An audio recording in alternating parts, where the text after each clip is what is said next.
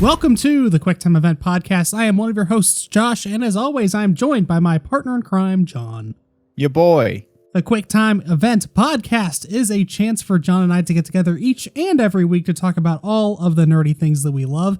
This week, I had planned on it being sort of a short week because we just podcasted on Thursday and it's a Tuesday. We are mixing up the schedule a little bit, but I kind of forgot that Epic was suing Apple, and there's just been so much news that has dropped as a not necessarily the trial itself. The trial itself is like whatever. Basically, they're like yelling at each other. The judge is like, well, I don't really know what's happening. There's been a lot of fallout. This doesn't make any sense. I don't know anything about technology. I shouldn't be here.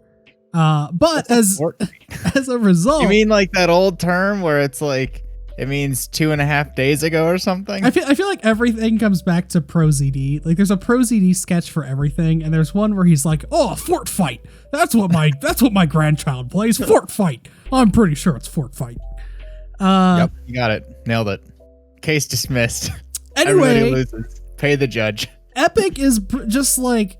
They brought so much documentation, as you would think. You're suing one of the biggest companies in the world. You are one of the biggest companies in the world, but like this is a huge litigation nightmare. And basically there are so many court documents that are being brought to light that are giving us a really interesting look inside the games industry.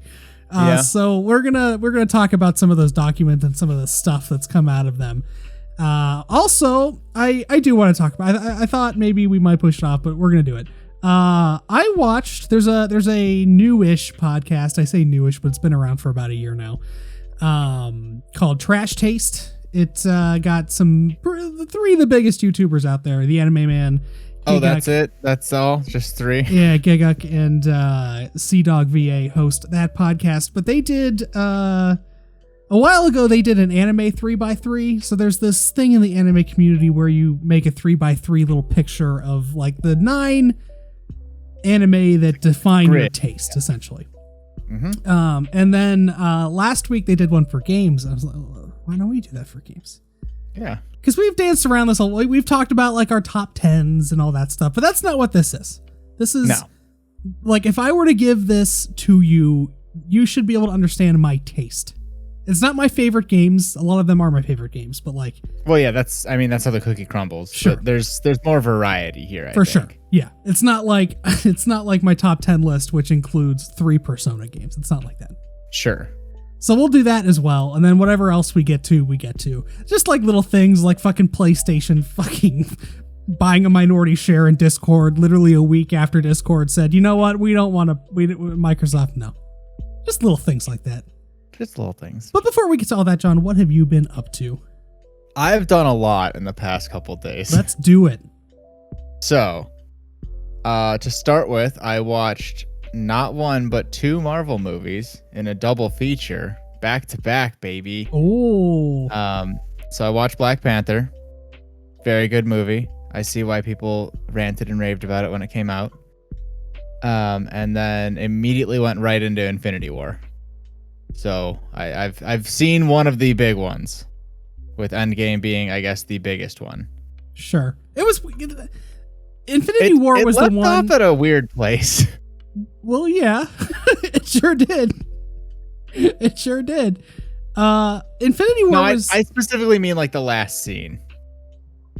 What was the last scene? You mean like the stinger? It's like, no, I don't think so. I think it was right before the credits rolled.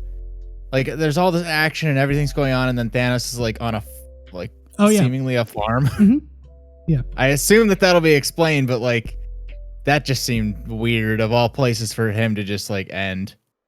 Well, I mean, he did his thing, right? Like he's retired. I guess, yeah. Is that his retired dream to just retire to the like the countryside? Yeah, I mean they'll immediately explore that pretty much. I assumed. But like that's all it is. It's like he's done his deed. He's fulfilled his destiny. It's time for him to go rest and relax, basically. Can't wait until a certain piece of shit undoes it or does something to fuck up his plan. Something will happen. Yeah. But like Infinity War was billed as the greatest crossover in in all of, I forget what the tagline was, but it was the greatest crossover of all time or something like that. Sure. But like, I don't know, isn't Endgame like the bigger movie? You would think, like, I mean, it's the final one. It's the point. That's what the word Endgame means. Sure. And I would even argue that Endgame is a bigger crossover because there's a whole nother character that's going to be in it that wasn't in Infinity War. So a little bit. What is the truth, Marvel? You gotta wonder if, like, I think one of the little stingers at the end was they put in Fury and what's her name, and did they just do that so that they could be like, oh look, we put them in too? Wow, look at how crazy this crossover is. It was so big that we had to put extra characters in as a stinger. Well, I mean, I don't think that there was a narrative reason for it. Like that's, I mean, yeah. Basically, Captain Marvel came out like 3 months after Infinity War, I think. Something like it was it was a summer movie, right. And Infinity War came out during the spring, so maybe it was like August or something. But like, so obviously that stinger sets up Captain Marvel, and like it's the reason why she comes back to her. Like, had she not received that from him and had that not been explained, they would have had to like dance around why she knew what was going on. Exactly, right. I mean, other than, half of life just disappeared. Right. Yeah, that's fair. But she probably wouldn't have known that like it happened on Earth. You know, like there's a lot of places to go. It could have happened anywhere, or it could have happened nowhere. Yeah. It did. I guess that this was unavoidable, but like it did feel like I was watching like 3 separate movies at the same time. Yeah. Like there were I think it was three distinct like plot lines going on simultaneously. Yeah, for sure. Which I didn't mind, like that's fine, but it definitely wasn't as central as all the other Avenger movies. Like all of them, yeah, they had different people coming in and doing their own thing, but like there was one main storyline, or at least one seemingly main storyline. Maybe there was stuff going on in the background, but like there wasn't a separate, equally important plot going on. Whereas this one felt like all the pieces were moving at the same time, and you had to pay attention to all of them. Yeah, it's definitely a different flow, because it's not even like with most like media like this, with most TV shows, with most movies, there's an A plot and a B plot and maybe a C plot. But these were all A plots. Like there wasn't a B plot. Like there was the stuff that was happening on Earth. They went to Wakanda. And then there was the stuff with Thor. The stuff with Thor and the Guardians of the Galaxy, right? And then, well, even with the Guardians thing, they got split up. So there were actually 4. Yeah. And then the Chris Pratt's character, Star-Lord, and Drax and Mantis showed up with Tony, and like that. 2 of the plots ended up merging, but like there were actually 4 different plots. Then it merged back to 3. Yeah, there was a lot going on. It was like there was an A plot that nobody really addressed because it was too overarching, and that was the fact that like, oh shit, Thanos is coming. That's kind of the other thing, is then there were, and then I guess all like the other plots were actually the B plots. Right. Yeah, that's yeah, because you would think that like Thanos, like that's the actual A plot, because that's the thing that's driving everything. Yeah. That problem, that you don't have that problem in Endgame. It's much more traditional. Okay. And like there's I mean, like I said, I didn't mind it. It was just it was a new concept after watching like what, 20 movies. And I think like there's no way around that. Like you bring together what, 50 characters or something, and you try and make all of them have some sort of significance. It was impressive enough to bring together everybody in the first Avengers movie, which was like 6 characters. Right. Yeah. To like introduce another something teen amount of characters and then bring them all into it. It's like, okay, this is a lot. You have to split them off. You can't have 20 people on the screen in every shot. That's just not going to work. Yeah. 20 superpowered people. That's no. So yeah, watch those 2. So I officially am down to the last 4 movies. When does Black Widow come out? July.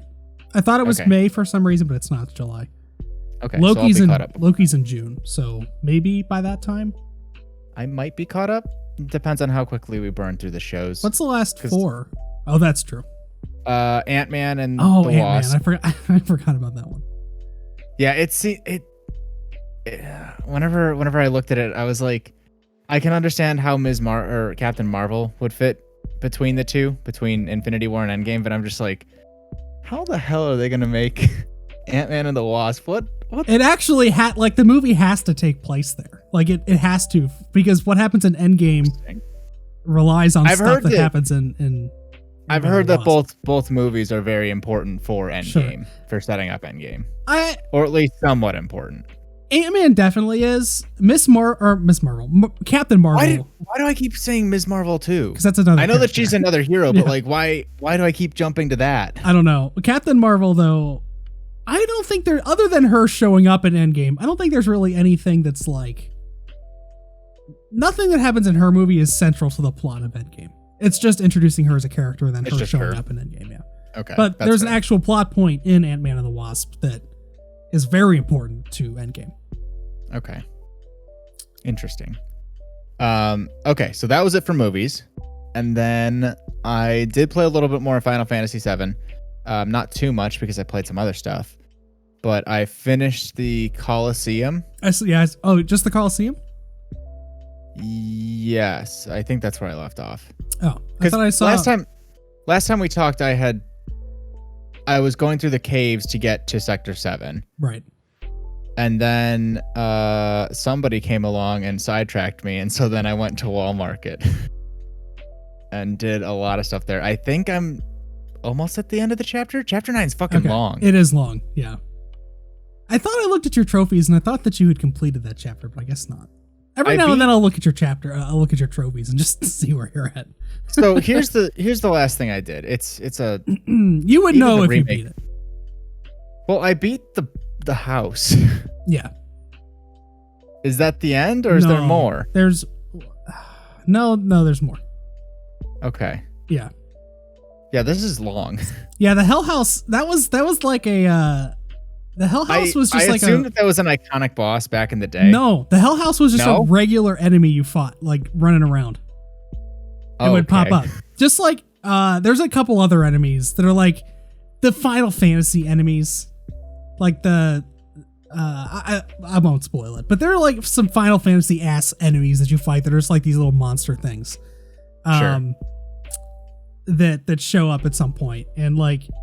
The Hell House was something that, like, it's a fan favorite thing. It was just not a boss. It was just an enemy you fought in Midgar, and the fact that they like put it in that way, they were able to fit it in, because if you just had that Hell House running around like just as a regular, that would have made no fucking zero sense. But within the context of the way they did it, it makes it so much more cool and for sure, fan servicey. Definitely. Yeah, because all the enemies in like the overworld are either what's the Shinra? Yeah. I almost said Sigma. They're all like either Shinra people or like some kind of weird alien creature that like you assume would be a creature on this weird ass planet. Sure. No, there's like some Final Fantasy ass monsters, like iconic ones that you'll fight eventually. Okay. Cool.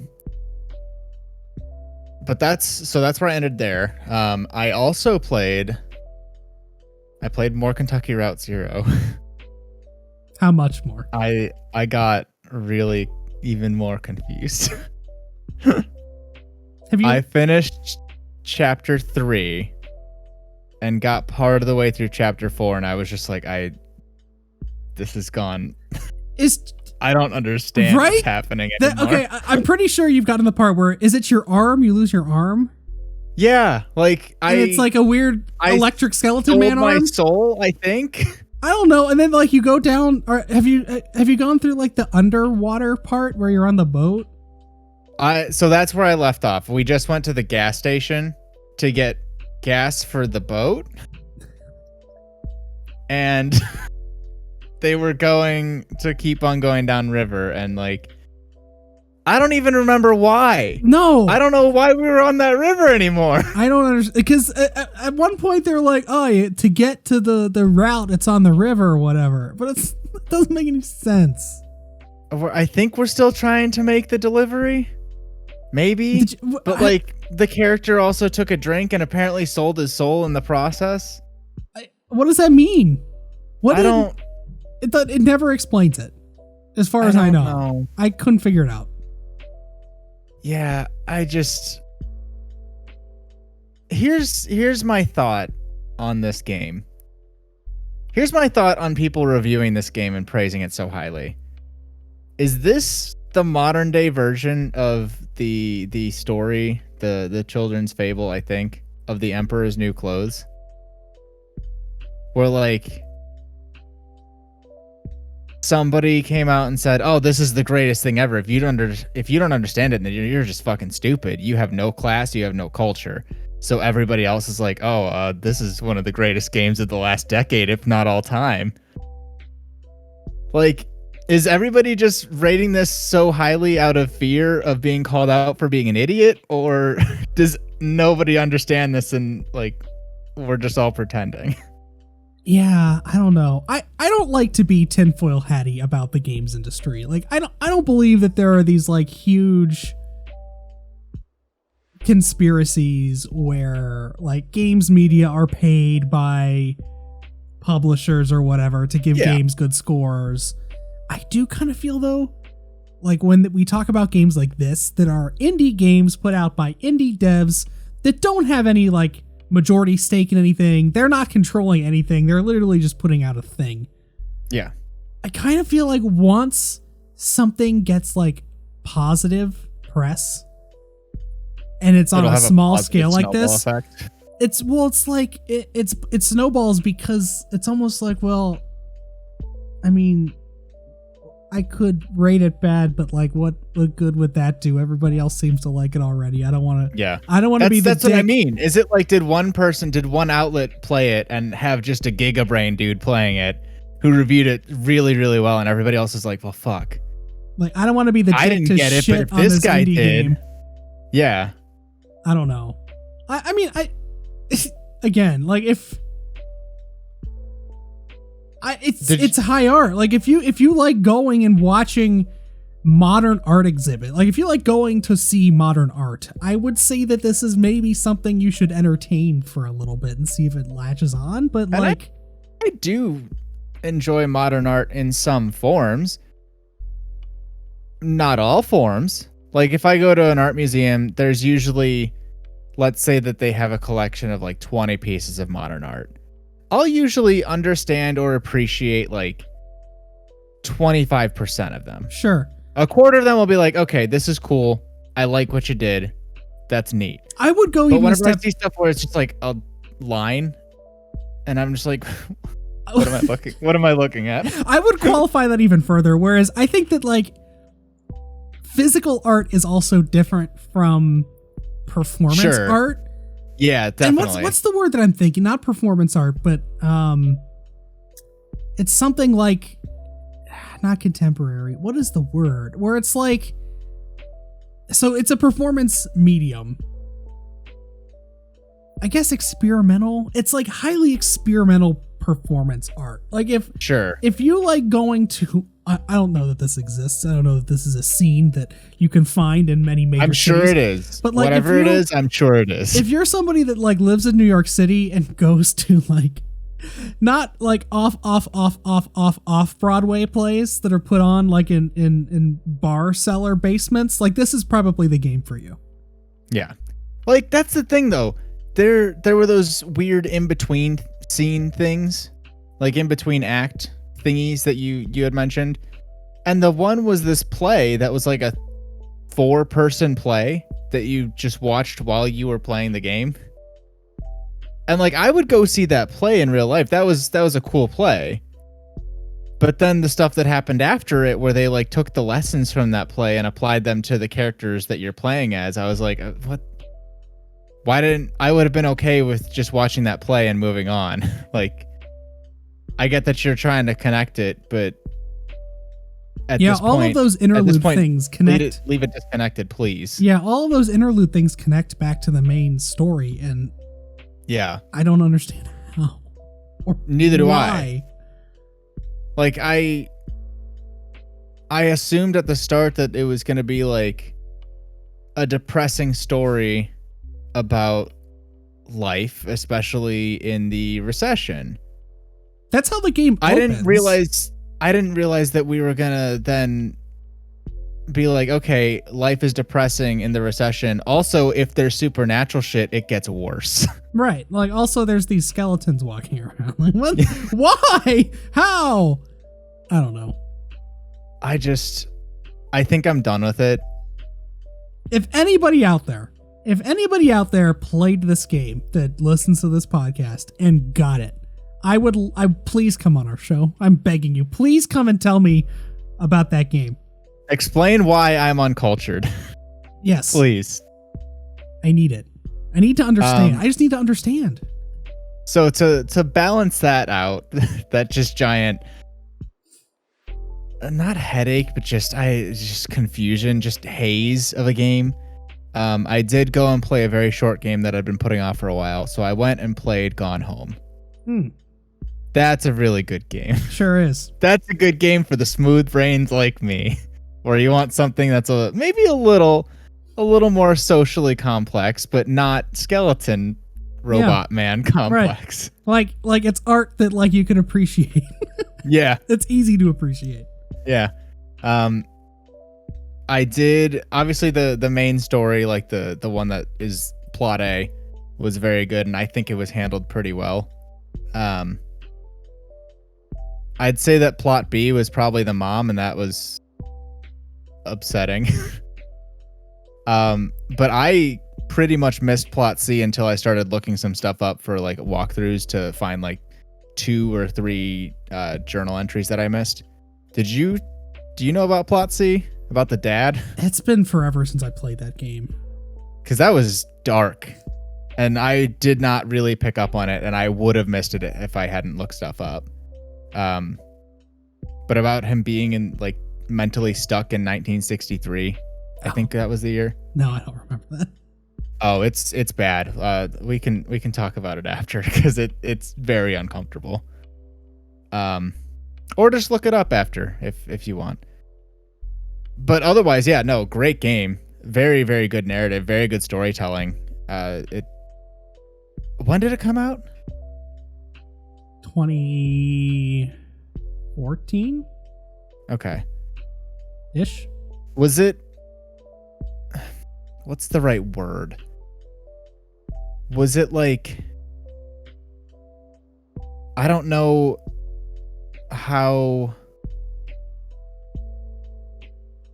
I really don't know the right word. It's gonna drive me nuts. Was it like bold for the time? Like, I feel like, don't get me wrong, LGBTQ community still has a lot of shit to go through, but I feel like the world as a whole is more accepting now than it was at least when I was like in high school. And maybe that's just my own perspective that's changed, but was it like more controversial? I wouldn't say it was controversial. So not controversial. So with Gone Home, there's a couple things with Gone Home. So it came out right around the start. It was only on PC to begin with. Okay. But I think it came out in 2014. So it was like early, I guess middle of, no, it's not that long ago, I guess. It was like 7 years ago. Sure. At that point, like, again, I don't exactly know where on the timeline. Like it's in hard to talk about. LGBTQ, it like, I assume that things are better now than they were in like the 70s when people got killed. Yes. And like, not just killed, but like killed and half the world seemingly cheered it on, or more than half the world. I think that we're in a better topics, place now than we were then. I don't think that the idea behind the game, or like any of the themes of the game, I don't think that those would have been controversial when it came out. I think that those would have been, it's probably very similar to what it is now. Sure. I guess it came out before the legalization of gay marriage, so maybe there's a little bit of context there to be had as well. But I think the more interesting part about Gone Home, aside from the subject matter, is it was one of like the first big indie games. Like when you think about the lineage of indie games and how they have come into popularity, Gone Home is a big part of that. I think that like that it started, those small games really found a footing 2 generations ago on the PS3 and Xbox 360, but Gone Home sort of brought that forward even further. I think Gone Home is also one of the very first examples of a walking simulator. Like that was one of the games that gave that genre the name of what it is. Yeah. Prior to that, like you have adventure games, which are kind of walking simulators, but they're more about like the puzzles and that kind of stuff. Whereas this was very much like you're just walking. And so like there's that context to it too. So there's a lot going on with Gone Home. The subject matter, while I think it was like when you go back and look at reviews, I think it does like that's. I guess let me say this from a zeitgeist perspective. I don't think it was that controversial or it was that big of a deal or that like I don't want to say that big of a deal. It wasn't that outside of the like norm, I guess, for like the normal person. However, in the context of games, though, I would say it is because there's not. I mean, at the time there was none, but even now there's not really that much LGBTQ representation in games. I think that's what I wanted to focus on and dial in on. Sure. Like I didn't think that at the time there were many games that featured. I don't especially not as like a main character. Yeah. Somebody who was a lesbian. Right. I don't think that like it wasn't shocking. Like the revelation at the end of the game wasn't shocking. It was a really good revelation. It's just like for games though, it was the first time that a game, maybe not the first time, but one of the first times a game really dealt with those themes. Yeah. And obviously we have a lot more of that now. And that's why I said, and forgive me if I was completely off the mark and things are actually worse now. But like in some respects, I'm sure. For sure. But that's why I said like I assume that things are a little bit better, and that maybe that's just because it is so much more visible in my daily life at this point. So I kind of just assume that yes, things aren't where they need to be, but I would hope that we have taken steps in the right direction since at least 2014. For sure. I mean, if you just look at representation in games, we've come so far. Like I can count on like it would take more than one hand, which is still, not great. But as far as like major games go that released in the last 2 or 3 years, I can count 5 or 6 AAA games like right off the bat that have a LGBT identifying person as a main character or a character in the game. So like we've come a long way. There's still a lot of ground to make up. Well, sure. But yeah, at the time, Gone Home was kind of unique there, for sure. Okay. Neat. Regardless, really fun game. I really enjoyed the story. I enjoyed the way that they told it. And yeah.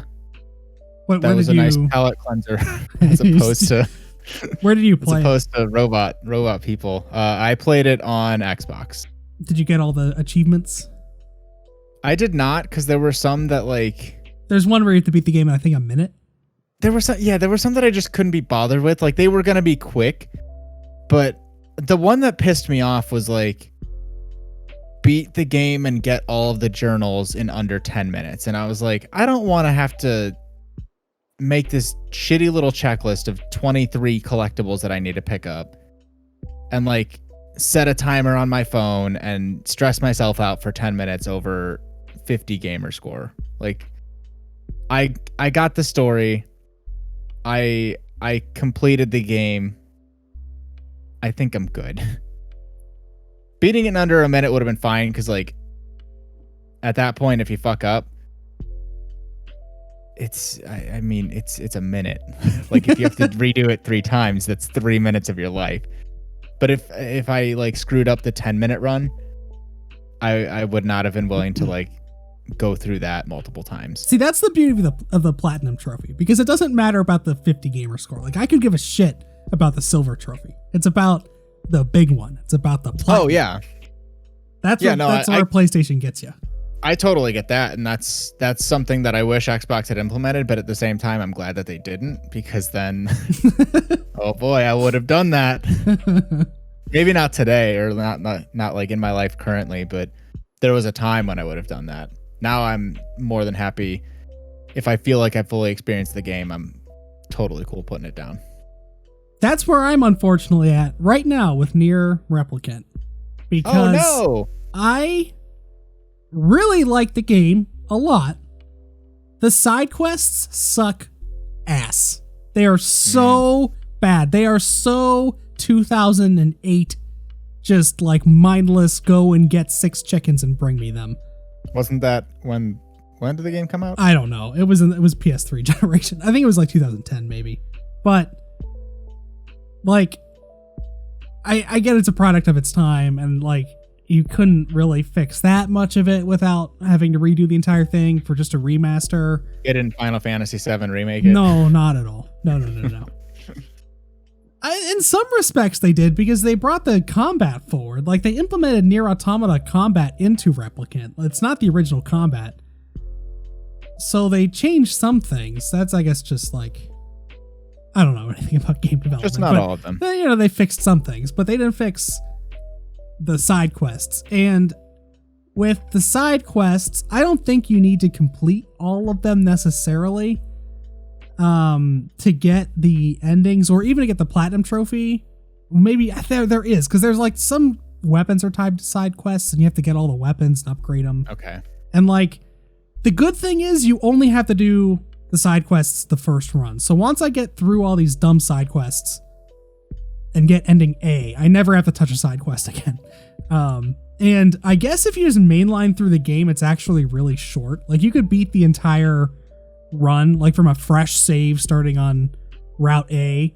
You can beat the entire thing in like 4 to 6 hours, theoretically. Oh, wow. Without doing side quests. But like, I feel like I need to. And I don't know. I really like the game. I like the story. I like the characters. These side quests just suck. There's this like stupid 10 quest long chain of fishing where I'm having fucking Persona 4 flashbacks where I'm at the fucking beach, not playing the game I want to be playing the fishing game. Once again, going back to the have you tried just staring out at sea? Actually, he can't swim. So if like you fall into the water, you get washed up on the ocean, and your little book companion's like, I can't believe you've fallen in the water again, you asshole. Thanks. Thank you, Mr. Book. Thanks a lot.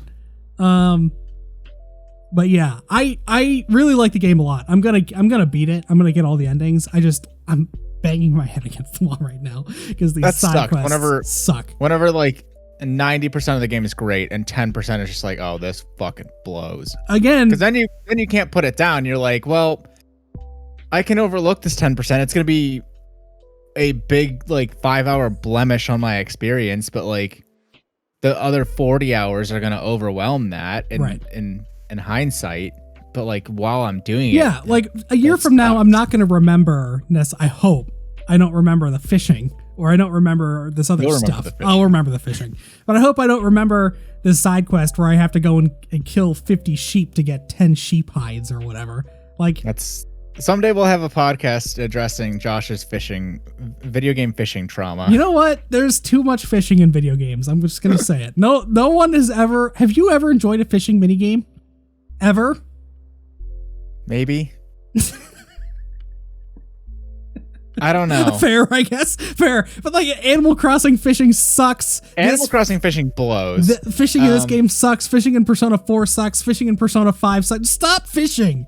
There's some Zelda fishing that's not bad because it is like very simple and not like really rewarding, but like you are way more rewarded than the effort you have to put through. So like, that works because it's like, oh, I reeled in 2 fish and I got a fucking gold scale, like a super critical item.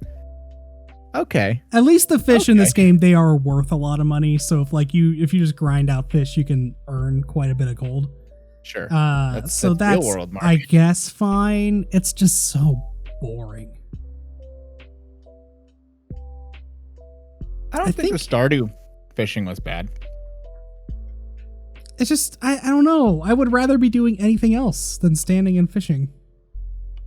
I get it. It's not for everyone. Just like real life fishing. That's true. Do you like real life fishing? I haven't been fishing in well over a decade. You heard it here first, folks. If we raise enough money at Extra Life, we will go fishing. Josh will have to get on a canoe and fish in the Cuyahoga River, eat whatever he gets. Nope. I come back to the podcast the week after. I have I've 6 arms and yep, I have a quirk. See, it worked out. All right, good quirk. I think that's really all I've done, though. I can't really think of any. That's the only game I've been playing. I haven't watched any movies. Oh, as per usual, I of course watched more One Piece. I think I'm almost at the official halfway point, which is crazy. Because at that point, I will, unless I take some kind of weird hiatus, I will probably never again be at the halfway point. I'll always be farther since there's only 1 episode a week. Have I talked about My Hero on here? Yeah, you said that it sucks that you have to wait. Yeah. Okay. Yeah. So I want to make sure that it still sucks. Yeah, because you asked me what I'm going to do when I catch up on One Piece, and I just said I'm going to cry. Yeah. It's not fun. Yeah. It's like, I get it. They're still fighting the same guy. I already know how the rest of this little arc goes. I've planned out. I know exactly this next little, this arc, if this is like a half season arc or whatever, there's going to be an arc for the next 2 episodes, and there's going to be a 1 episode, and there's going to be a 4 episode arc. I already know that's how it's going to go. I'm calling it right now. Just get to the end of it, please. That kind of sucks.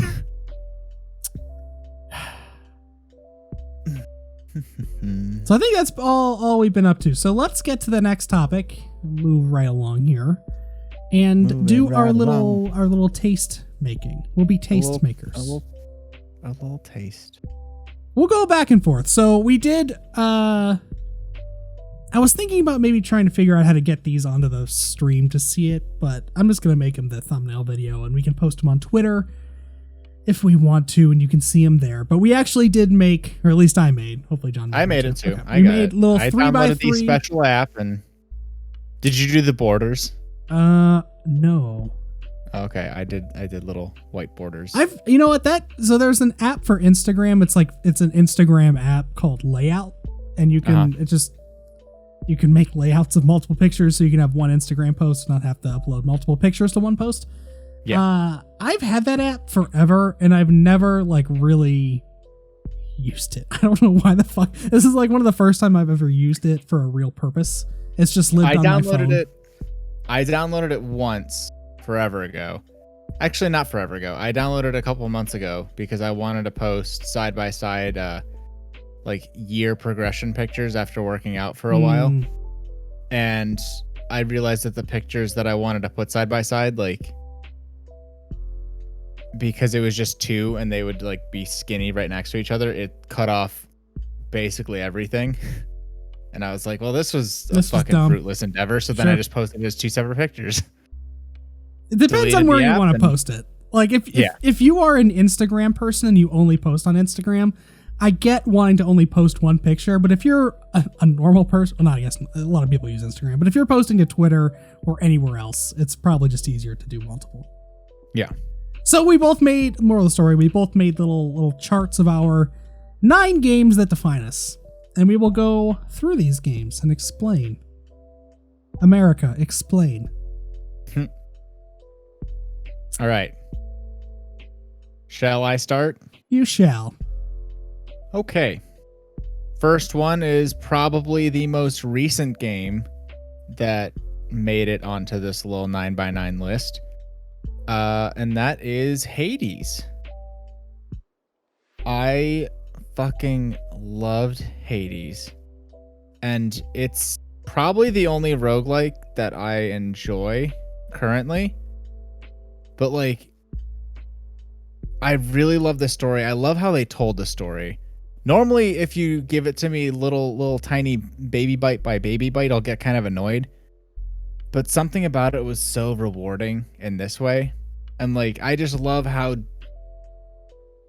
I love how it wasn't a simple story. Like there were so many parts going to it. And so that like having a complicated story where you could just follow the main story, but having one where like all the characters are fleshed out, that's something that I love in a game. Not to mention I mean, it was kind of button mashy to me, but that's because I knew what buttons I had to mash in the right order. It also depends on your loadout, like what you end up getting. Because if you get like really good perks on one thing, you're only going to use that one skill pretty much the entire run. Exactly. But like it, I don't know. I used to like hack and slashes, and then I kind of grew away from them as I got older. But like this one just scratched that itch so perfectly, and I absolutely love it. Basically, what my criteria was for any game on this list was, would I be willing to drop everything and just play this game? Because that's basically gonna be what my taste is. Gotcha. My I guess that's a good place to start. So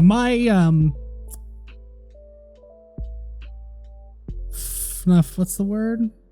Methodology is the word. My methodology on this was to basically take some aspect of gaming and define that aspect by something that I like. So basically every game, like every description, I'm going to start off with, I love blank. Okay. And this game describes that blank. Sure. So first off, to kick it all off, I love fucking blockbuster narrative driven movie games. I love just the most pristine story in the ultra AAA package you can give me. And that game is defined by probably the most recent example of a game that I've played in this kind of genre, and that's The Last of Us 2. Where it is just like the pinnacle of Microsoft. Actually, did you see this article that came out last week about Microsoft's internal review of The Last of Us Part 2? No. So it leaked. I don't know how it leaked, but there was an internal document done by some internal Microsoft team that apparently, which makes sense. You have people within your company that go and critically look at what your competitor's doing. And this document leaked of Xbox's The Last of Us 2 review.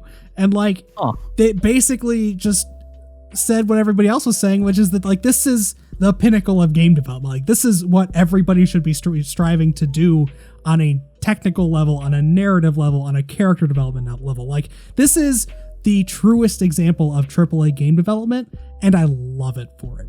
It's just like big and in your face, and it captures the zeitgeist. Everybody's talking about it. This is just like, I love it. Sure. All right. Next up on my list, to go with your methodology of saying I love this. There's a couple times where I'll say I love Nintendo, but I love Nintendo, but also my taste is Nintendo. I love baby's first RPG. And whenever I say that, I am specifically referring to, in this one, Paper Mario and the Thousand Year Door. There's a lot of RPGs. You say baby's first RPGs, and there's like 4 or 5 of them that Nintendo did. Yeah. RPGs can be very overwhelming, and not just with the length. A lot of them are obviously notoriously long, but also just how complex the combat systems can get and stuff like that. It can be absolutely overwhelming. Like, there's the Pokemon method where you could either, a lot of the times in Pokemon, you could just power through basically anything. Or if you want to be a #pro gamer, you could use like debuffs and stat increase buffs and stuff like that, and like really just make it easy for yourself. Like, there's the option to play it hard, but there's also the option to just play it easy. But then there's some RPGs that like you have to play it the hard way. Like, if you try to just power through things, you're going to get your ass kicked and you're going to hit a wall multiple times. And like, sometimes that can just be overwhelming. Sometimes you just want to be like, Mario, jump on the thing. Okay, cool, we won. Thanks.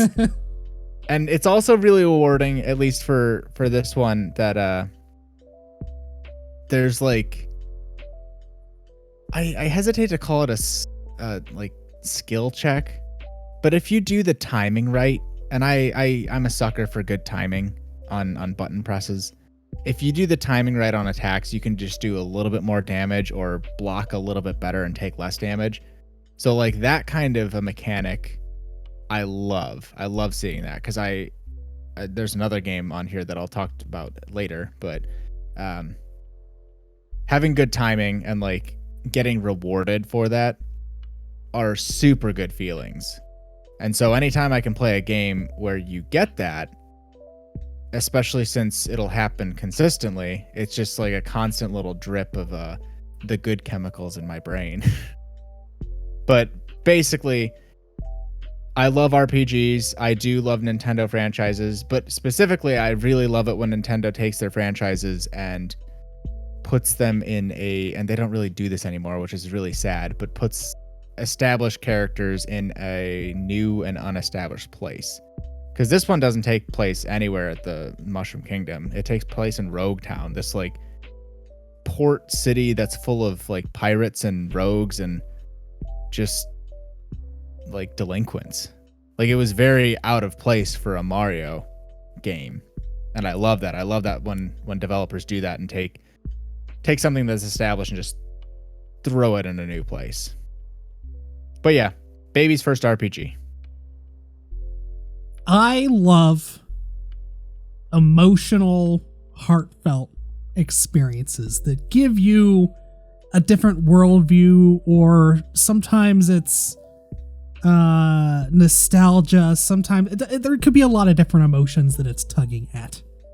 But yes, to me, I think the most like perfect example of that is, and on probably the smallest scale, and that's the most universal, is Journey. I could sit anybody in front of a TV and give them a controller and tell them to play Journey. Even if they've never played a game before, they would be able to play that game. And they'll get something out of it that is like powerful. It's a powerful game where you are basically grappling with life themes that you don't maybe like it doesn't click right away, but as you progress through and you start to explore that world and the things that happen while you're in that world, and the culmination of the environmental storytelling and the interaction you have with other players, the mechanics of the game itself, the score, and the ultimate goal of reaching this destination, and then what happens when you reach that destination. Like, there's a really powerful message there, and it's something that could only be told through a medium like this. Like, you could watch someone play Journey, you could watch a TV show. Like, if Journey was made into a movie or whatever, it would be not as powerful as experiencing it firsthand playing it. And there are a lot of games that fit this criteria. Journey is basically like, because I played Journey so long ago, and it was one of the first games that really elicited emotion like this from me in a game, it's probably always going to be the one that I go back to. But it's just so magical. Like, there's something about Journey, the whimsy of it, but then also the powerful nature of its storytelling, and that game company is just so good at that. So yeah, I love it. I love emotional games. They are good. Next up on my list of things that I love, I think we all know that I love this, and nobody's gonna be surprised by the game that I picked either. I love Metroidvanias. If you're thinking that I picked a Metroid game because I said I love Nintendo, you would actually be wrong. I went with Hollow Knight. Surprise, surprise. Hollow Knight, I feel, is the pinnacle of Metroidvanias in today's day and age at this point. It takes everything from its predecessors, from the Castlevanias, from the Metroid games, and elevates it. and it also mixes in a dark and mysterious world. And I had never really, like, Dark Souls, I've played all 3 of them, and I never got into the environmental storytelling, and I don't really know why. Like, I just, maybe it was because I was constantly running in fear of my life, and like I wasn't good enough to really appreciate it. It's also, okay, here's a dirty secret about it. I mean, Dark Souls is a fantastic series, okay? Sure. From Software is, at the top of the game when it comes to game developers. Yeah. It's just not that good.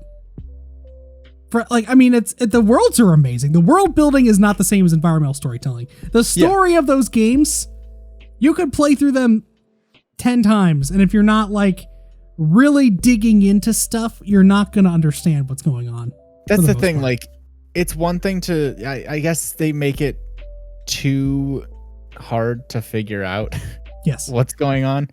Whereas Hollow Knight, it was the perfect amount. Like, if you went out of your way and took a weird turn on a path, you would be rewarded with something that wasn't just, oh, there's the crest of this one knight that I fought as a mini boss at one point, and he said that his name was X Knight, and that means that he came from this king. No, none of that. They're like, oh, hey, you took this turn. Here's the dead corpse of somebody that looks like somebody else, and this explains like why they did whatever they did. And it's like, okay, I can get with this. This is a lot easier to follow. But I just, the controls were so tight for me, and I love them. And then as I started this out, I love Metroidvanias. I love exploring a world, hitting a wall, going on a different path, finding a new power up or a new upgrade or something, and being able to open up more of the world and just explore just piece by piece and get a little bit farther each time. And eventually you'll make it, but you just gotta take it one step at a time. Especially, and the art style. I love the art style of this game. It was so just gorgeous, especially considering it was a 3-man team.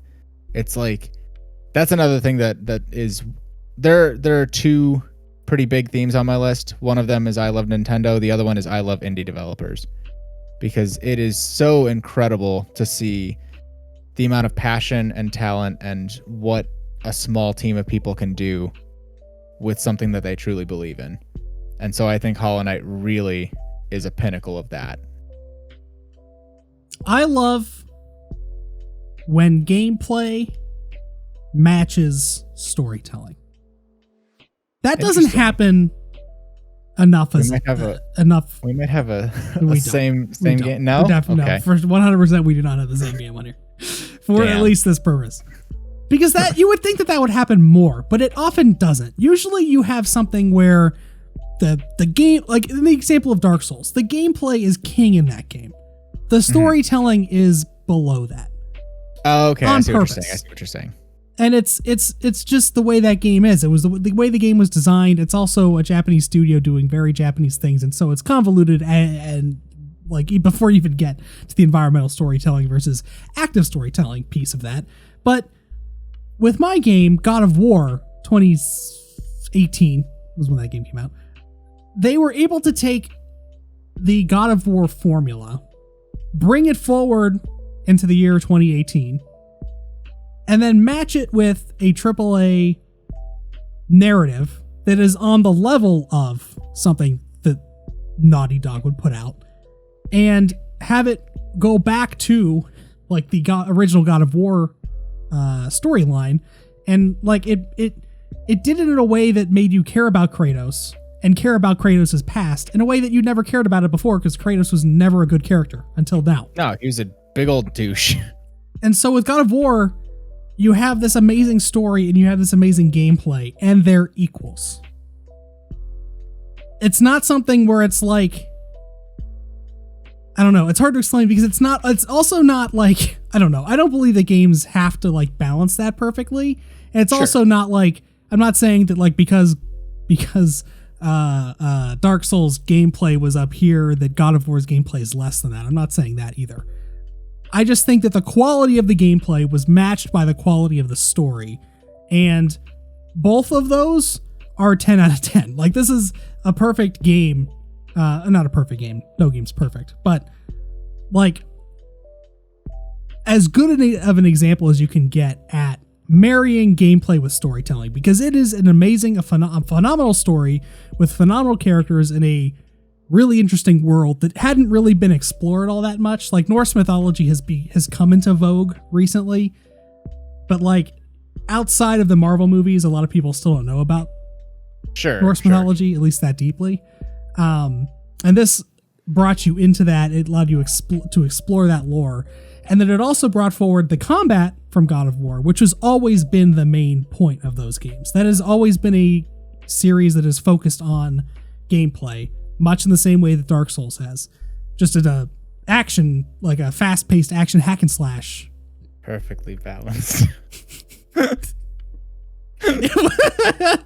Oh boy. But yeah, God of War is just, it's so perfectly balanced. It is the banana, it is the weird knife thing that a weird double-edged that a mad god gave his fucking 3-year-old ward or whatever. It's a fucking weird thing. Anyway. Yeah. God of War. A little bit. All right. Next up on my list, what I thought that you were meaning when you first said matching things. I love it whenever the story of the game isn't matched by its gameplay, but the gameplay adds to the story. I don't know how to exactly phrase that. You'll understand it, hopefully, whenever I explain. But the game is Celeste. I don't think I've ever played a game where the point of the story was reinforced by the actual gameplay mechanic. At least to the extent that Celeste did, because yeah, you've had games like Super Meat Boy and stuff where it's a ragey game and you just want to throw your controller out the window because you're just getting mad because like you can't get past a single screen. But like, I don't really know what the story was in Super Meat Boy. I think you were trying to rescue your meat girlfriend. It literally does not matter. Yeah. Whereas in Celeste, like, you're a person who wants to climb a mountain. You are a person trying to do a very hard thing.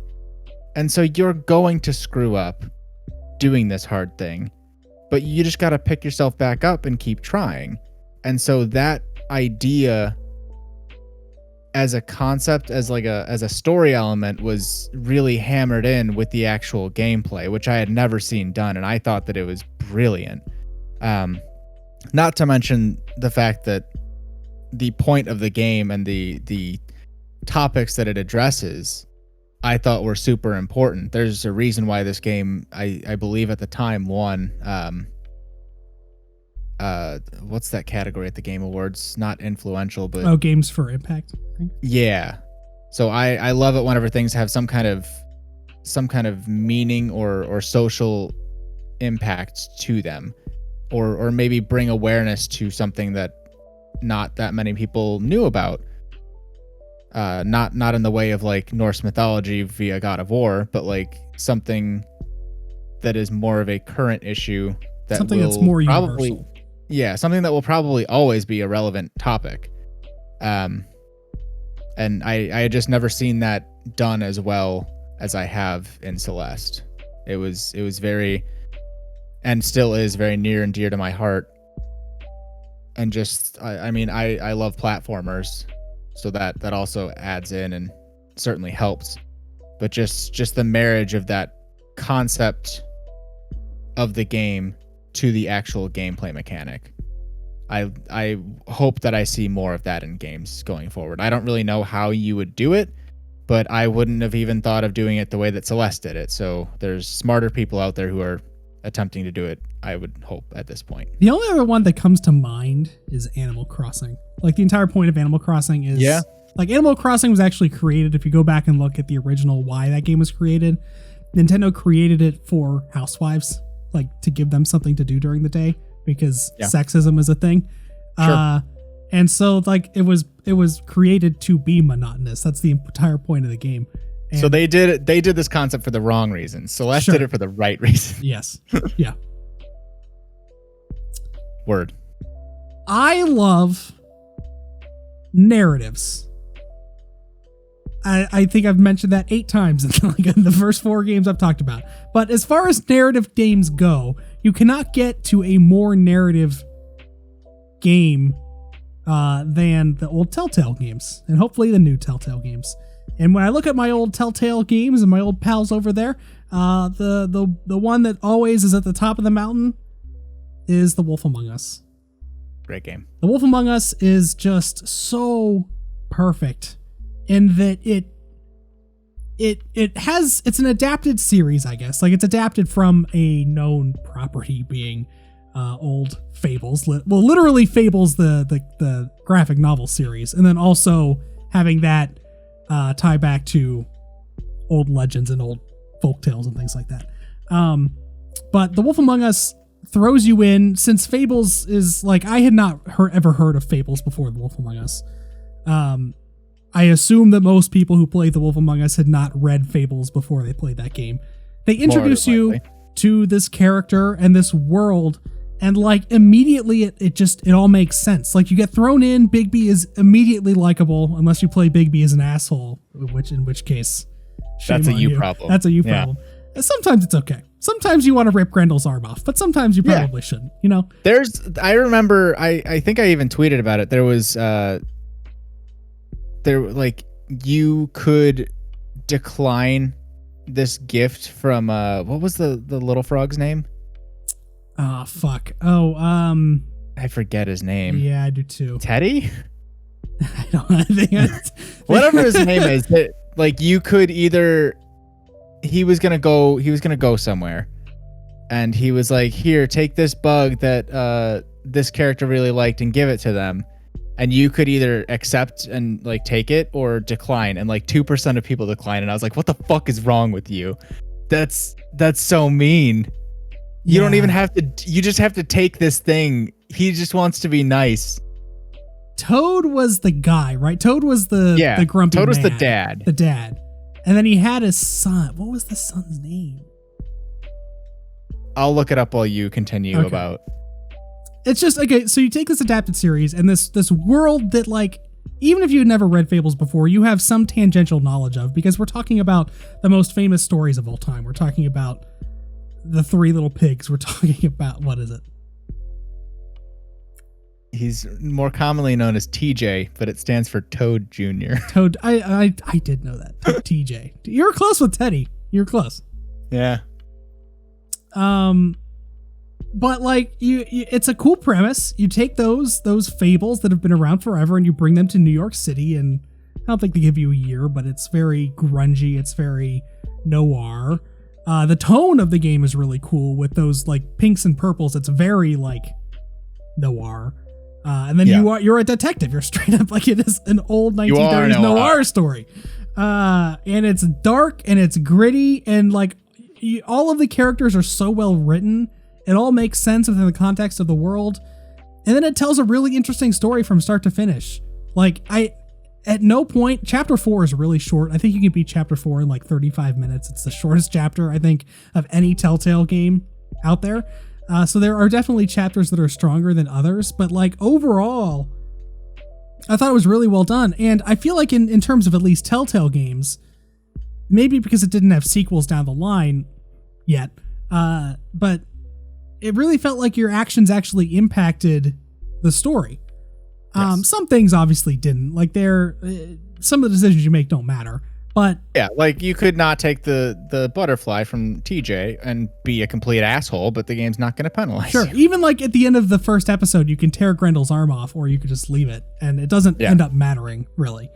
But like the end of the game, there are like 3 or 4 different endings you can get that are quite different, and it even like leaves off in like a kind of an interesting note with like kind of a, like, something was is MacGuffin the right word? There's like a MacGuffin earlier in the plot that you didn't pick up on until literally the last scene of the game where something happens and you're like, well, fuck, now I need to go replay the game and think about this completely differently, basically.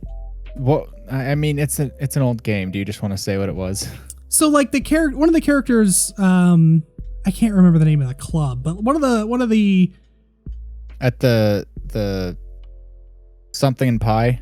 Yeah, one of those. Pie, I think the girl with the ribbon.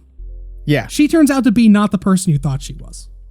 Yeah, and like it completely changes like how you think about everything that's happened. So it's just really interesting the way they were able to weave all of that together. It's unfortunate that The Wolf Among Us was literally Telltale. I mean, Telltale had done a lot of games before The Walking Dead and The Wolf Among Us, but like, I kind of think that that's their definite peak. I love Tales from the Borderlands only because it's one of the I think it's the funniest game I've ever played. Tales from the Borderlands from a narrative perspective is not as good as The Wolf Among Us. Oh yeah, no, for sure. So yeah, it sucks that was their like pinnacle and they fell off after that, but we're getting a sequel. Song. I love The Wolf Among Us. All right. I love something that the pandemic has taken away, and also growing up has taken away to an extent. I love couch co-op. I love getting together with people and sitting down and playing games. And the one that I always used to play with people and was always the go-to for many, many friend groups was Super Smash Bros. Melee.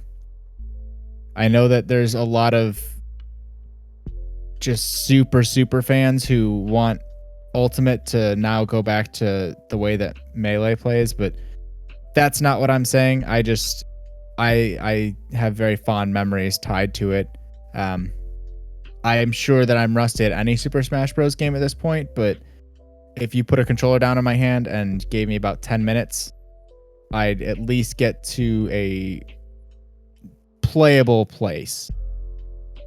And like it was just such a good feeling to go and hang out with a friend and be like, all right, let's do this. Let's throw down, but like also not actually physically hurt each other. Let's see who's better at these buttons. That would happen later in the night. Yeah, for sure. This is where the night started. But there was just something special about couch co-op, and like, especially with Nintendo games, at least I think, because like I'd probably prefer playing games like Halo or like first-person shooters, not split screen or not sharing a screen, like on our own separate machines. Maybe being in the same room, but like each of us having our own thing. But like all the Nintendo games, and it's probably by design, it's what Nintendo wants. They want people to play together. There was just something special about playing them on the same TV, even if it was like Mario Kart. And yeah, objectively, it'd be better to play all of us on our own Switch and like not have to share the screen. But there's just something special about having everybody on the same screen and like sitting on the same couch. It's you're all having the same experience. And that's not to say that you aren't if you're playing online multiplayer. But you're not really. Yeah. You're not in the same room. You're not breathing the same air. It's different. You can't pass this. You can't pass the snacks. You can't like throw me something from the other side of the room. There's no repercussion for me dicking you over in I don't know, whatever game we're playing. Whereas if we're in real life, you'll throw a pillow at me or like just hit me on the arm or something. Like there's a special bond that's formed whenever you play couch co-op games together, especially whenever they're less co-op and more competitive. Feel that. But for me, that pinnacle was Super Smash, and specifically the GameCube version. I'd probably agree with that. Smash and Halo 2 were those games for me. Yeah. I love open worlds. Kind of surprising that none of the games I've talked about so far have been open worlds. And I think this is actually the only open world game on my list. It is. Technically. I feel like open worlds are one of the things that are like, they're so prevalent in games these days. But I also feel similar to, I can't remember which category I talked about before. like there's almost no game that does it great anymore. Like Ubisoft used to be pretty good at it, but then it just got way too bloated. And I feel like people making open world games really lost, like they lost the forest from the trees. Like they lost what people liked about those games in favor of just putting in so much bloat that it's no longer special. But when someone, it was just all the same over and over again with like right. Not even a new coat of paint, just copy paste. Yeah, but when someone does open worlds well, they're really great because you have the freedom to do what you want. It gives you maybe sort of almost an illusion of choice. I mean, obviously you don't have to do everything. I do choose to usually do everything. Well, sure, you want the full experience, but at least you get to like decide how to progress forward for the most part. And if it's done in an interesting and non-repetitive way, that's a really great experience. And so I struggled to there were 2 or 3 games I was thinking about. They were all, shocker, PlayStation first party games. First parties. I was between Spider-Man, Ghost of Tsushima was another one I considered, and I think I might. No, I'm not. I'm sticking with mine, which is Horizon Zero Dawn. You've got the fucking chart. You can't. I did. I already made it. I can't change it. Ghost of Tsushima is more recent, and I think it did a lot of that really well. But I ultimately chose Horizon Zero Dawn because of how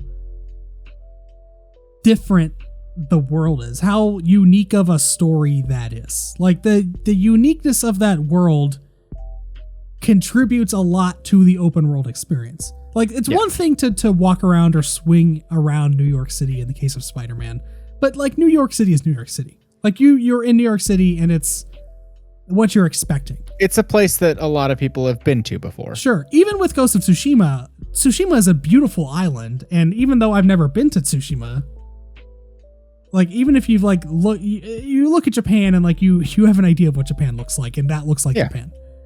You've been to an art museum, you've seen 1 or 2 paintings or the art style of Japanese artists, and you're like, okay, I get the gist. I think I get it. I've never been to anywhere that remotely looks like Horizon Zero Dawn. I've never been somewhere where a giant robot Tyrannosaurus Rex just decides to show up and kill everything in sight. I've never seen robot alligators that are the size of like fucking Abrams tanks just crawl out of the water. Like school buses, but weaponized. Yeah. Horizon Zero Dawn's world is just so unique. The entire premise of the game is so unique. And I feel like the story actually delivers a narrative that helps contextualize that world in a way that's not just, this is a fantasy world. Like it actually adheres to like a sci-fi formula that really makes sense. But again, the state of the world and the way that like humanity is now structured with these different tribes and the political aspects of like what's happening in the world, the humanitarian aspects of what's happening in the world with like the different factions that are like vying for resources. Like there's a lot of interesting things that are happening, and the way that world functions both by the nature of like the machines and then also the political part is really unique. And then it also helps that like the world is really varied. It's not overwhelming. Like it'll take a really long time if you want to walk the entire like the entire length of the map. It would take probably an hour to do that. But like there's biomes, there's diversity in the landscape, and all of the landscapes are stunning. It's a great open world experience, and it's one that's done right, and I want more of that. You and me both. I love creativity and innovation. And I think a game that really encompasses those ideas and just takes you for a wild ride is Undertale. I knew going into that game that it was going to be, I mean, it was like the darling child of the internet by the time I got to it. Like it was well known, it was highly regarded. I somehow avoided basically any spoiler, which was surprisingly nice. But I know that other games have done it, but this game really focused on giving you alternative ways of fighting and like winning to a degree that I don't think many games had gotten before, or if they did, it wasn't necessarily implemented in the like most cohesive way. So people just avoided it and they just chose to fight because it didn't make sense the other way to play the game. But this one, it really rewarded you for doing that, and it was really nice to see that, because you could have just had a game where it's basically whatever your standard like Earthbound clone, and you just fight everything. But this was very, very different, and I mean, maybe I'm a little off on that because I've only played a bit of Earthbound. I don't know if you can beat the whole game without really fighting. Do you know? So No, I'm just making an assumption there, but to have that choice and to have the real story of the game be like hidden away behind that like moral choice, like you can't get the good true ending unless you play the game like the way the creator wanted you to play it, but not forced you to play it. I think that was a very, very interesting and cool thing. Also, not to mention, the song has bangers. Or I'm sorry, the game has bangers. There are so like every boss theme is super iconic to me, and I absolutely love music in all forms. But like, there's something special about like the 8-bitty sounding music. Like it can really get you hyped up. It's just so good. Plus, I got the art book, and it's just Toby. Like it makes game development feel not out of reach. Because like I've played the game, and I've seen some of what went into making the game, and I'm like, if I had a good enough idea and I like actually sat down and forced myself to follow through with it, like, I'm not saying I could make the next Undertale by any means, because this game was massively successful, but it does make it feel like game development isn't so out of reach. Sure. Like, it does feel like if somebody like me wanted to sit down and do it, as long as you have the creativity and the passion to stick through it, you can pretty much get past or work your way through whatever other obstacles you're going to come up with, whether that's finding an artist or whatever. Now more than ever, like, Unreal Engine is just free. You can just go download it for free, and you can make whatever you want. So seeing more people do creative shit and putting it out to the world, but also seeing more people do creative shit and like doing it creatively, I love to see it, and I look forward to seeing more as time goes on. Total aside, did you see Terry Crews tweeted over the weekend, localize Mother 3? Yeah, I did. Is Terry Crews actually like a Mother fan, or like what's going on there? I assume yes. Terry Crews mains Ness confirmed. Why would he get involved unless he like was passionate about it? I don't know. Like, this isn't even like a meme thing where he's capitalizing on like a big social media push. Yes, I know that it's a very vocal group who wants Mother 3 to be localized, but like, it's still technically a minority group. Yeah. I don't think it's that many people. Like, I would love to see it, but I'm not going to go scream onto the internet about it. I love humor, and I love games that are not afraid to be video games, because ultimately video games are just that. They are games. And sometimes games take themselves too seriously, and sometimes that's what they need to do, but not all the time. Sometimes you just gotta be stupid and you gotta be silly. And I think Yakuza Like a Dragon is the most recent game I've played that fits this category. There are other ones, like the South Park RPGs are really good, but Yakuza, I feel like, just took that to another level. Especially now, 3 years into my resurgent love of Japanese games. Like, Yakuza just as a series is just so fucking ridiculous. You take this crime story that's like really dark most of the time and dealing with really heavy themes. People cutting each other's pinkies, or cutting their own pinkies off most of the time, like sex work and drugs and murder and intrigue and, all these crimes. But, you might also end up fighting a giant Roomba for no reason because your wallet got sucked up into it. Like, it's just so stupid. But I love it. In a what did he take over? The crane? Ah, fuck. The monkey took the monkey took over some kind backhoe, one of those earth mover things. Yeah, that's right. It's so ridiculous, especially with Like a Dragon, because with the Yakuza series up until Like a Dragon, it was all brawler combat, which I feel like is one way to play the game. But then when you get to Yakuza Like a Dragon, it's literally just Dragon Quest combat, and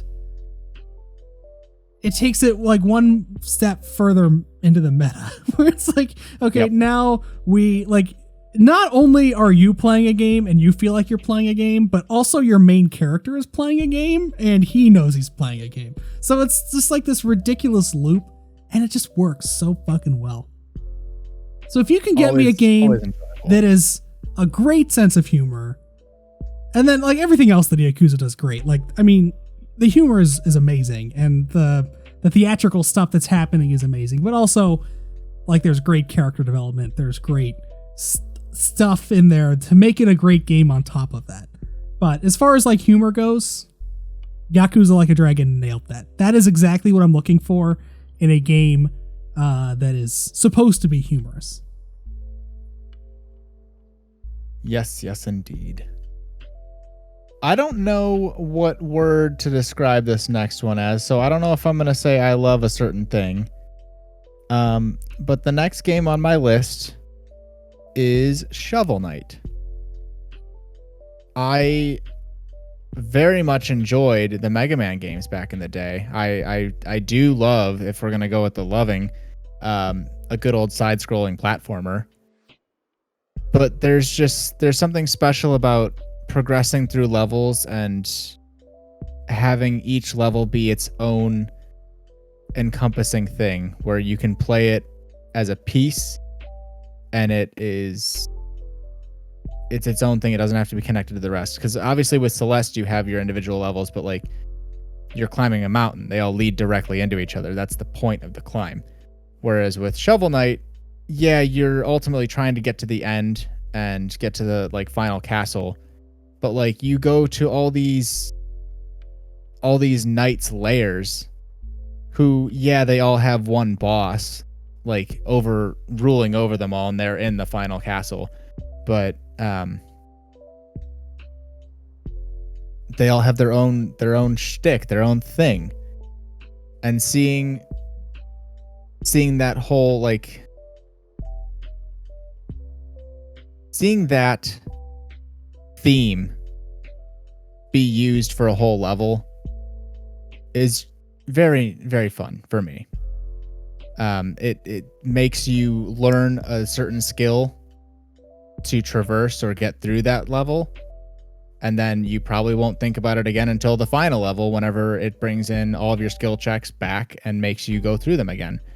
Plus, I feel like I would have put a Mega Man game on here, but Shovel Knight did everything right that those classic games like Mega Man did, but then improved upon them too, and like brought them all into the current decade. The story was good. The story wasn't anything mind-blowing until they came out with the DLC, where they gave you like 3 more basically games for free. I wasn't the biggest fan of Plague Knight's story, but Spectre Knight's story I thought was really, really good, and it came out of nowhere because it was really just the backstory of this one character, why he became a villain. It's easily something that they could have written off, but they decided to like flesh out 3 of the characters that you fought against, who had these little isolated levels, and you could have just beaten them and been on your way and not had a second thought about them. But instead they decided to give them character, they decided to give them life, and like you understood, you might not have agreed with it, but you understood where they came from and why the world in the main campaign got to be the way that it was. So I love a complex story. I love seeing characters really fulfilled, and I love 8-bit stuff. I love 8-bit and 16-bit stuff. There's a special itch that scratches for me. I love character development. And the game that epitomizes that for me is definitely... The series is Mass Effect, and I'm going to pick Mass Effect 3. I think of the 3 Mass Effect games, I think Mass Effect 1 still is the most iconic for me in terms of the narrative of the game.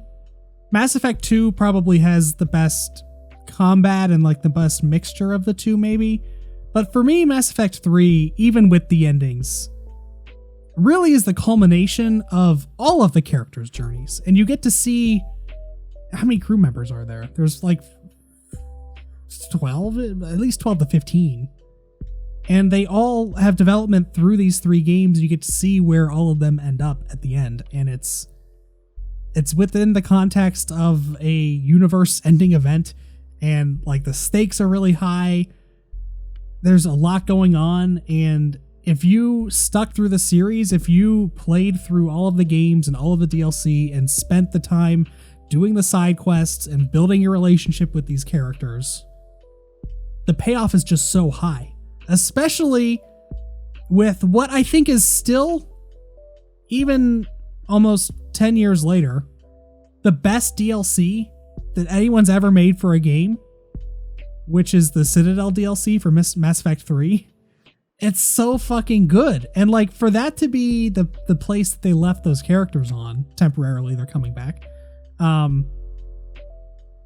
It's just like such a great send off, and like to have everybody in the same room and to be able to like look back on that journey, because Mass Effect is very much like cut from the same cloth as something like the Odyssey, where it is a journey from start to finish. I guess all games kind of are, but like in terms of the actual storytelling device, Shepard is on a journey for that entire time, and characters come in and out of that story. You're not with everybody the entire time. There are characters that just aren't present for an entire game in Mass Effect 2, specifically. Like they never join your party or whatever. But like the characters come in and out of that story, and to check back in at the end is just something that's special, especially if you put the time in. Because the character writing is so good. Like the characters' stories are good, their side stories are good. But then also just the writing itself and the development of those characters over time is something that's really special, and is something that I still don't really think has been successfully replicated. The only other thing that really comes to mind there is the Persona games for me, because you spend so much time with those characters. And very similarly, you're doing side story content with them, with their confidants or social links. But like outside of that, I don't really think there's another game that really allows you to connect on on such a personal and emotional level with characters. There are games that come close, and there are a lot of games that try. But I think Mass Effect, even 10 years later, is still one of the most successful games to be able to do that. And I'm really glad they're bringing it back 2 more weeks until the trilogy comes out, to revisit with all of those characters again. And at some point in the future to continue the story. All right. I did just swap one out, but I went ahead and updated my grid, so we're good. This is legal. I'm allowed to do that. Is that legal? I love... So I'm gonna say it one way, and then I'm gonna say it the real way. I love crying.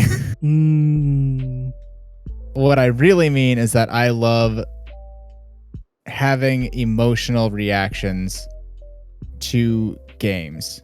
Specifically games, because that is something that you are actively involved with in terms of progressing the story. A lot of people can get emotional at movies, but that is a passive thing. And it's a bit different. You don't feel, at least I don't feel nearly as heavily invested. So I am going to go ahead and put I think first game that ever brought me to tears playing. And that was a beloved little title called Rhyme. The whole time it's so, at least at the very start, it's very colorful, it's bright, it's very nice, like visually. At least I thought it was.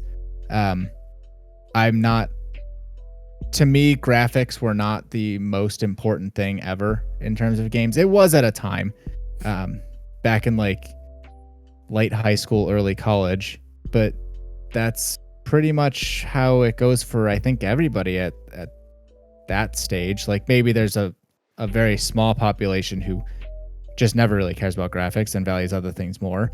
But I feel like for most people that is a natural thing that you kind of rate games on.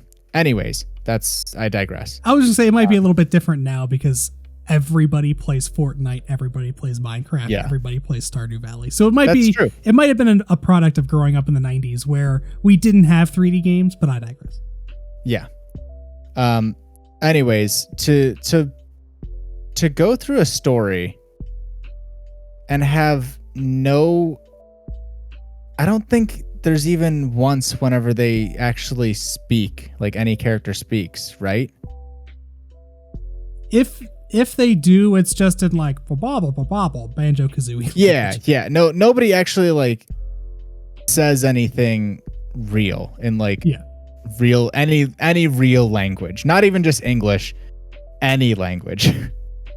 And so I went into this game and I knew that it was an emotional experience, but I was like, how emotional could this be? Like part of what gets me engaged in these stories is the characters, and if nobody's speaking, how could I possibly feel things for these characters? Like how are they going to do this? What's going to happen? And the way that they brought you through this story and make you think one thing and then just completely pull the rug out from under you, and they're like, nah, you thought you were going to be sad for this reason, but actually you're going to be sad for this reason and also this reason. And it's like, well, all right, fuck, you got me. Here I am crying in my bed. Thanks. Thanks, Rhyme.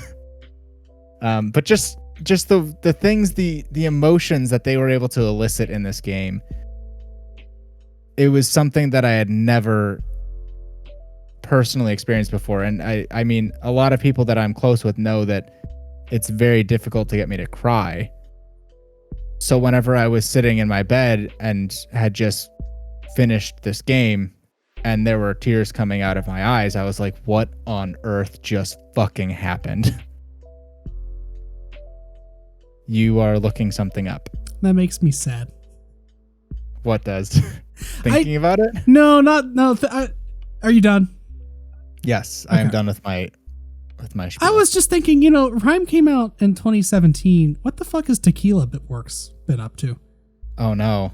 And so they released a game on iOS, and then they released a VR game in 2019 called Groundhog Day, Like Father, Like Son. And the last game they developed was also released in 2019, exclusively for Google Stadia. No. Someone save it. What? But what has Tequila Works been doing since then? And is it only going to be on Stadia? That's my question.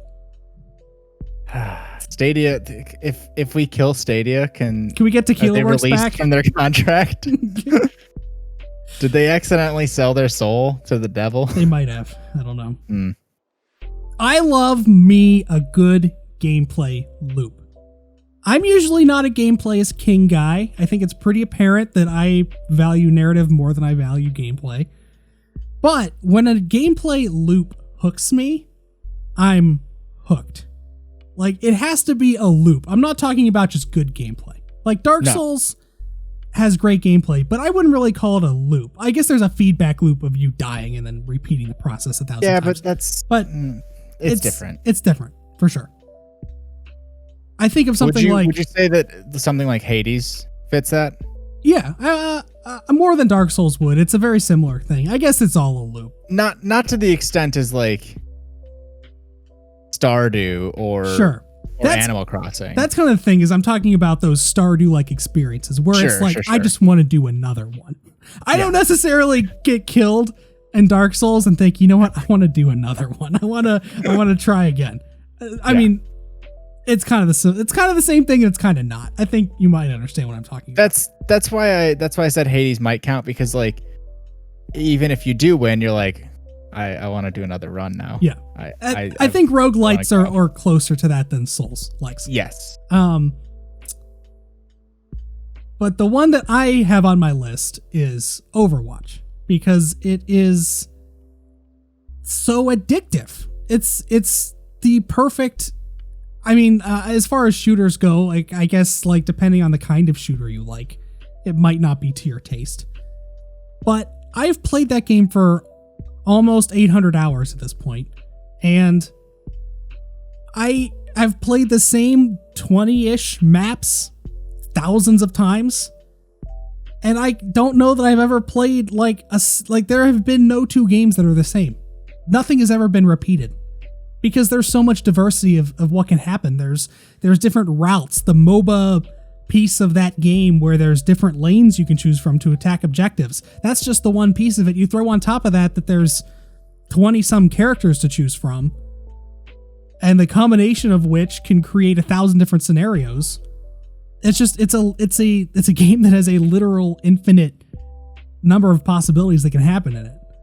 Like you play a game of Halo, like you play a Halo 2, like you go back and play on Coagulation, and sure, there's like a lot of different things you could do, but like everybody's the same. No one has hero abilities. No one has tactical abilities. Everybody knows where every weapon is on the map. And there's a meta to each map. Like here's the way you should probably go up over the rocks. Don't take the Warthog across because they're going to get the rocket launcher first. Like Halo is about equipment, not about the character. Right. And with Overwatch, it's just something about the way that the gameplay unfolds. It has never gotten boring for me. It's like the perfect kind of loop. And there are days where I don't want to play anymore. It's like, okay, you know what? Fuck it. I've ran. I cannot get enough heals as Reinhardt. I keep dying. They keep nerfing Reinhardt's shield for God knows why. I can't live as this character. I'm done. I'm good. I'm logging off for the day. And on that day, there's no gameplay loop. But when the games are good, when you got the GGs, and like that none of that even speaks to the rest of Overwatch, which is another reason why I love it, which is the world building. But just the gameplay loop by itself is so pristine to me, that I think it deserves there. The other ones that like similar come to mind, some of the old like I saw CC type Civ. Civ is another one where it's like, yeah, I'll just play one more. I forget what the periods of time in Civ are, but like I'll play one more whatever. Sure. In Total War, I'll play one more year. Like Stardew Valley, I'll play one more day. Those types of experiences are the ones I'm talking about, where it's like, okay, I know that like I did this much today. If I can do all of this tomorrow. But then you get to the next day and you're like, well, no, because now tomorrow I can go and do this. I kind of want to go do that now. And then like 5 hours later, you find yourself still playing the game. It's like, I thought I was going to be done, back then, but no, here I am. That's why, and there is a limit to it on Hades, but that's whenever you finish a run and you can like progress everybody's story just a little bit more and like get a little bit more in depth and maybe rank somebody up. And then you're like, okay, it was nice catching up with all of you. I'm going to go fuck around for 20 minutes and we'll see if I get out, and see you in 20 minutes. Hopefully we'll be better friends after this. Love that. Love that feeling. This is the last one, right? Yes. So I'm sure that everybody is shocked that I haven't listed this series yet. Well, here it is. You knew it was coming. I love feeling like a hero, and specifically The Legend of Zelda. You knew it was going to be on here. Zelda was one of the first video game series that got me into games. If you're describing my tastes, There's no way that I cannot have a Zelda game on there because that's basically where it all started for me. That's what really grabbed my interest. And every time a new Zelda game comes out, or even if I get the tiniest crumb of hope about a Zelda game, I get way too excited. Specifically on this list, I'm putting Ocarina of Time because that is the one that has the most nostalgia for me, which is also a thing that I love very much. It's why I go, and I haven't done it nearly that much recently, but it's why I used to go back and play games that I'd already beaten 8 times before, because I love that nostalgic feeling that they give me.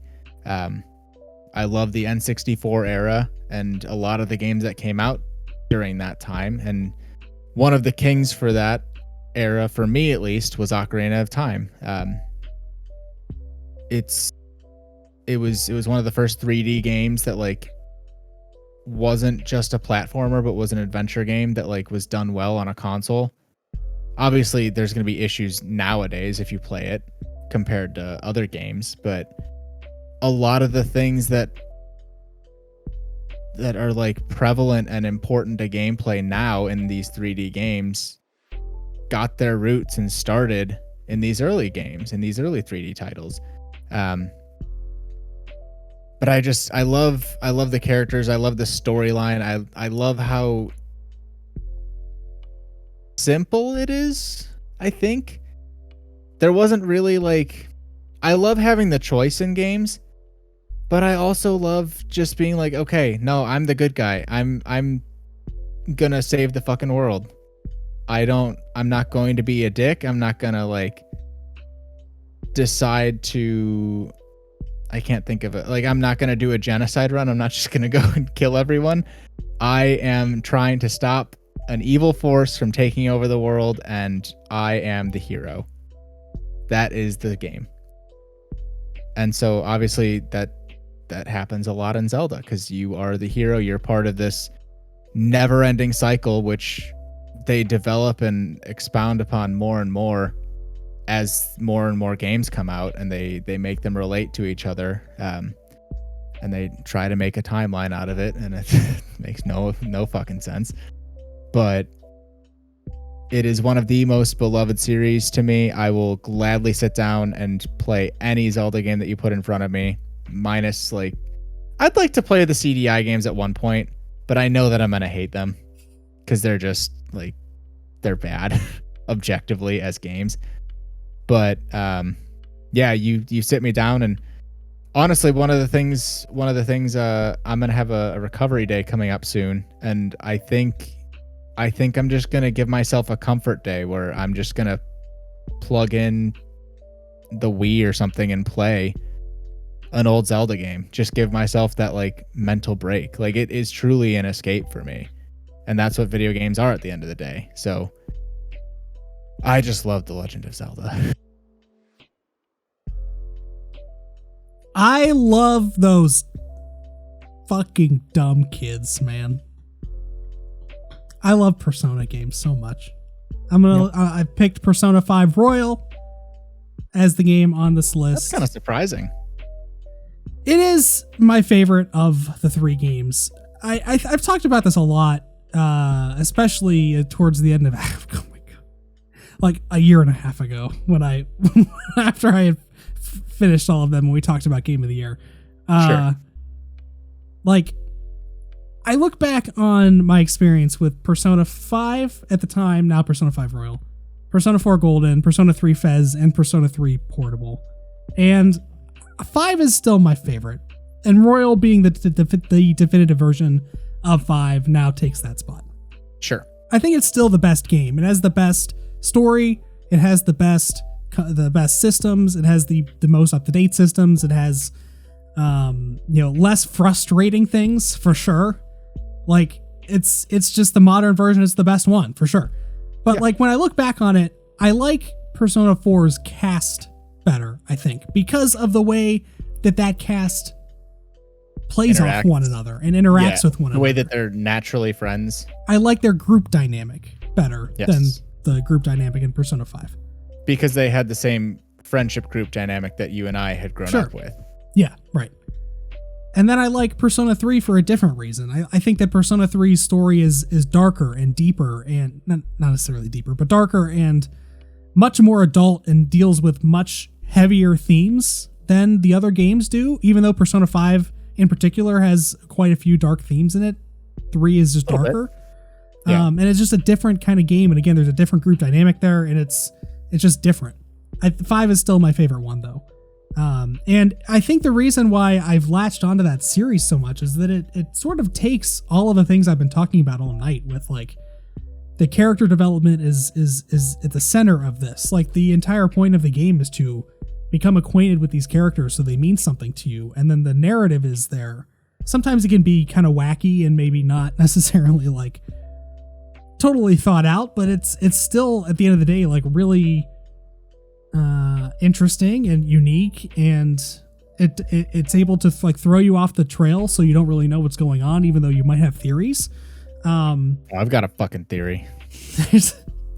I think you know. I think you've seen art and stuff. I think that you're just lying your way through the Let's Play. I think you might know more than you're letting on about some certain things. I'm not going to say which things they are, but some of the theories you've mentioned. Some of the theories I think were not like entirely confirmed, but like some of the things that I've seen have really fueled my suspicion and made me not doubt my suspicions. But I think a lot of my theories I did genuinely have pretty early on. Granted, I could have seen something before I even knew who these characters were, and it's stuck in the back of my brain. Sure. We're talking about John's Persona 4 theories for the Let's Play, by the way. Yes. But anyway, Persona 5 is just such a special game to me, and I don't know that there's ever going to be... I mean, I guess in the back of my head, like, I hope that there's a game that, like, one day unseats Persona 5 as my favorite game Persona 6. of all time.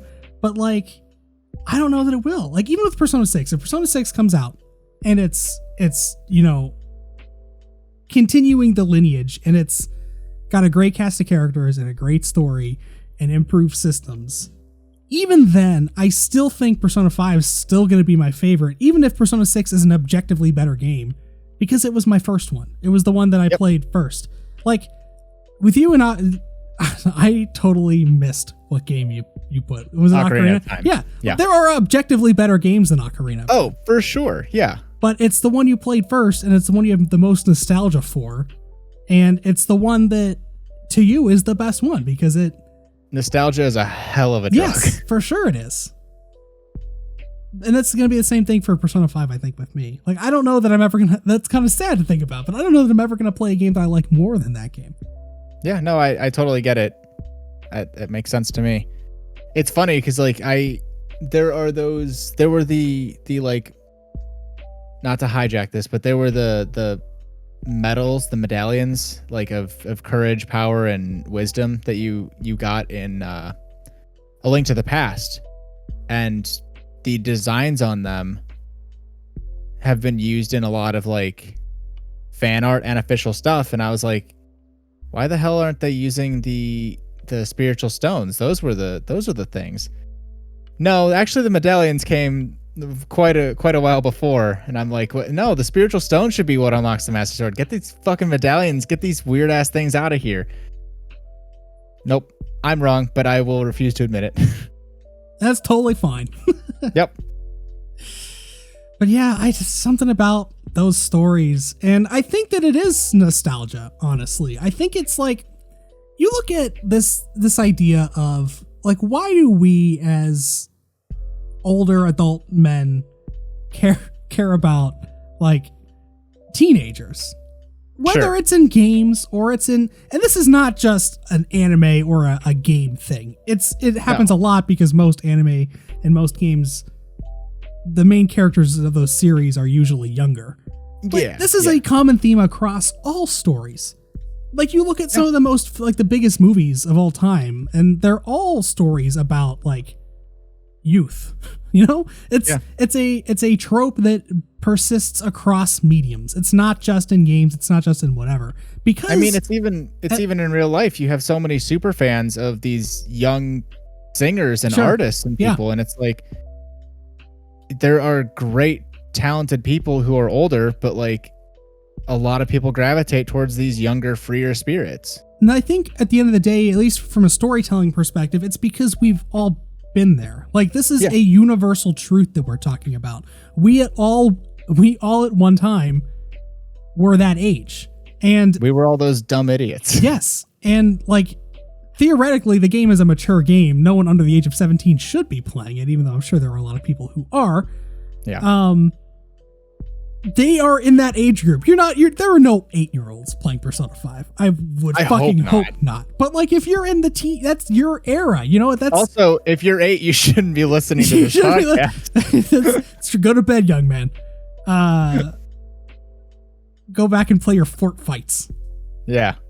But this is a universal truth. We have all been there. We have all been, especially with the Persona games, they're dealing with, on top of the supernatural, day-to-day school shit that we all dealt with back then. Coming of age stuff. Exactly. It's a coming of age story. And that's, I think, just such a like powerful story to tell, especially when you do it in a way that elicits nostalgia and like makes you care about these characters. They feel like they're your friends. You remember what your friendships in your childhood were like, and they replicate that almost perfectly.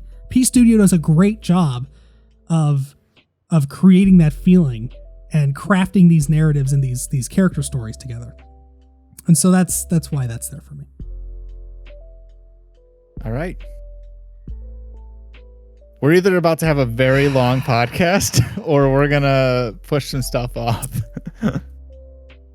You know, I came into this fully expecting this to not go near as long. I don't know why the hell I thought that pipe dream was going to be a reality. Like, I didn't expect that we were going to have Game of the Year length discussions, and we didn't, because the Game of the Year podcast is usually like 2.5 hours long. Oh, yeah. But like, and that's cutting out all the stuff beforehand. We would not have discussed Kentucky Route Zero for 10 minutes. It's very true. But we still talked for an hour and 45 minutes on this topic.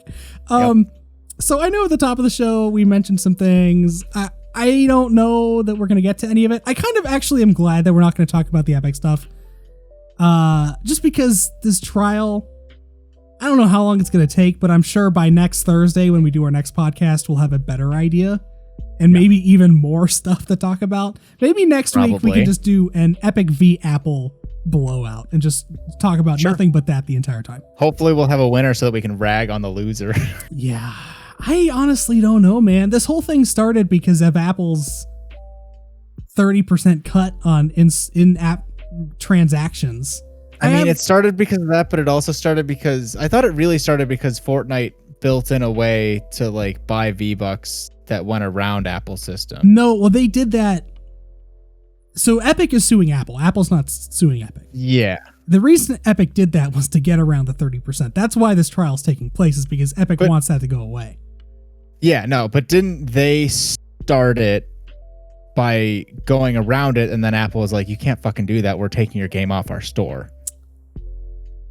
Isn't that I don't know. Kicked it all off? They definitely did that. I don't know that. I can't remember if Apple took it down or if Epic was just, they rage quit. They were just like, no, we're done. No, I think Apple took it down. Did they? I think that they were like, you broke our terms and conditions. We are taking your app off of our store. That would make more sense. Good day, sir. Sure. And that's when free Fortnite started and all this stupid shit. Yeah. So I don't honestly know. I kind of feel like the judge is Apple started it, but like Epic kept poking the bear. Sure. I kind of just feel like this is, it's not gonna, like, there's just been so many fucking stupid little news stories that have come out of this thing. The court documents aside, there was an article on Kotaku this morning about Tim Sweeney, who's the CEO of Epic. Yesterday, he was presented evidence by Apple's attorneys and had to prove that he knew what it was. They pointed at, hello, this is exhibit N477. Can you please tell me what this is? And Tim Sweeney had to be like, that's a PlayStation 5. That is a fucking thing that happened in a courtroom yesterday. Tim Sweeney had to say, that's a PlayStation 5, that's an Xbox Series X, that's a Nintendo Switch. That's something that he had to do in a fucking court of law in the year 2021. That's so stupid, but also not to stereotype, but did the judge know? That's what I'm saying. I don't think there's any reality. This is a civil case, so I don't think there's a jury. I think this is all just on them presenting arguments that I honestly don't know. There's a Jeff Keighley's the Summer Game Fest or the Game Awards. One of his Twitch channels has just been broadcasting the trial because it's a public trial and being recorded live. Yeah. So he's just been broadcasting the audio. I haven't really been listening to it. I've just been reading all the digest stuff that's been put out. So I don't actually know the format of the trial, but I kind of feel like it's just the judge is going to end up making a decision after he gets presented all the, I don't think that there's a jury. Is there a jury on civil cases? I didn't think so. No. I don't think there is. So it's just the judge going to be like, okay, this is my ruling. Do you think that fucking judge knows the difference between an Xbox Series X and S? No. It's the same. It's the exact same fucking thing. I don't know what the difference between a Series X and an S is. Yeah, it's the same thing as whenever Congress tries to be like, okay, we're going to regulate the video game industry. And it's like, none of you know anything about anything in regards to this industry. And you're going to bring in experts to explain it to you, but you're going to question them on the most basic and fundamental level that you're never going to understand it enough to actually make proper decisions on it. No. Just let it regulate itself at this point. Right. Which is why I kind of feel like there's just no way that Apple loses this. Yeah, probably. Because the judge is going to be like, I don't know what Epic and Fortnite are, but I know what Apple is. I have an iPhone. Yeah, right. So can I get the Okay, I can't. Okay. I'm curious to see how this goes. I honestly don't know who I want to win. I guess it would be better if Epic won because it lets more people utilize Apple's shit better. But then, like, what if Apple decides to like radically change course? Because I'm sure they make just fuck tons of money on that. I think, man, I don't know, because I am an iPhone user and I'm fine with everything that Apple does. I think probably the best case scenario is that at the end of the day, Apple stays the same, does whatever they do, but their commission off of App Store purchases goes down. Right. That way Epic can, I guess, make more money, which I don't want them to do, but like, okay. We are arguing, one way or the other, somebody's going to make $1 billion. This is like, okay, you know that Simpsons meme where it's a bunch of people standing on a boat and there's two chimps fighting each other? Yeah. This is that meme. Except instead of two chimps fighting each other, it's fucking Godzilla vs. Kong. And we're just all, this is Godzilla vs. Kong is what this is. Yeah. This is the two chimps fighting. Yeah. Regardless of what happens, they're going to like level a city. Yeah, right. Fun. Well, wait until next week when we have a more in-depth look at all of that. Two real very quick, because we only got 2 minutes left of this podcast. Two very quick news stories. One, head of Stadia, the head of their product department, left Google today. Kill it. Two, cut off the head and the body shall die. Isn't that a phrase? Sony has purchased a minority share in Discord. We have no idea what that really means, other than they are integrating Discord's social functions into the PlayStation. Not until 2022. They said it's not going to be ready before then, so we got quite a while before we really know what that's going to look like. My theory headcanon. My theory is that this is very similar to what they did with Spotify. They purchased a minority share in Spotify. PlayStation Music was changed into Spotify. PlayStation Music no longer exists. It's just the Spotify app. When you open up the PlayStation Music app, it is Spotify. I kind of feel like they're going to do the same thing with this. They deleted all of their party chat stuff from the PS4 and everybody was very unhappy about it. I don't know that they were thinking about integrating Discord back then, but it makes a lot more sense now. It's like a gigabrain move if they were thinking this back then. So yeah, I'm guessing that it's just going to be Discord. I don't know.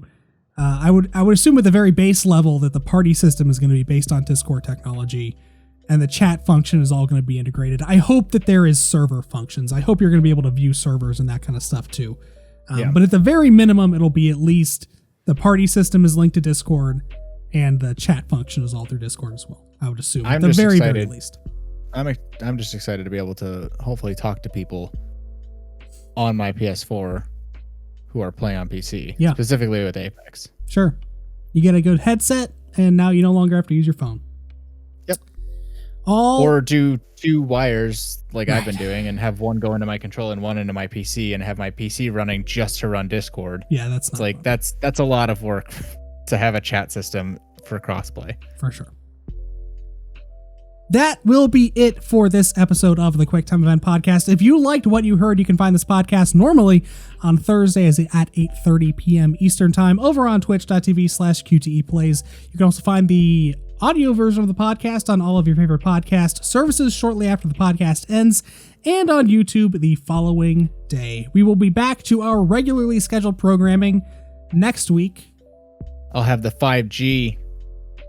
John will be upgraded to 5G. We'll all have the 5G blood. Well, at least I actually can go out in public next week and like not have to worry about going to the hospital, hopefully.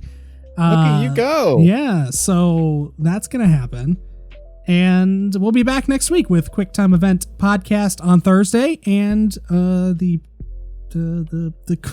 Let's Play series on Tuesday, which we haven't done in after like a month. Yeah, we took a little hiatus there. Accidental. It just kind of worked out that way. Yeah. Unfortunate. But we're close to the end, so moving along. And then it's going to sneak up on us, but May 29th, Extra Life. Son of a bitch. 24-hour stream to Electric Boogaloo. Come join us that day. I would like to play. My goal for that day is not the normal Extra Life goal. I want to play games with people pretty much all day.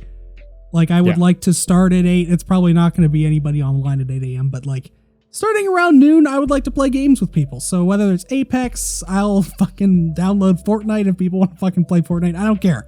Just we gotta figure out. Come play games with us. Decide if we'll both be 5G by that point, fully covered, fully protected 5G. Yeah.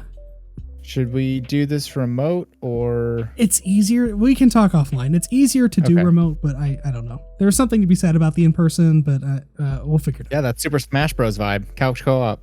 Baby. We'll figure it out. Yeah. We'll get back to y'all. Thank you for tuning in. I hope you enjoyed this podcast. We will see you all next time. Have yourselves a great rest of the week. Peace out. Bye.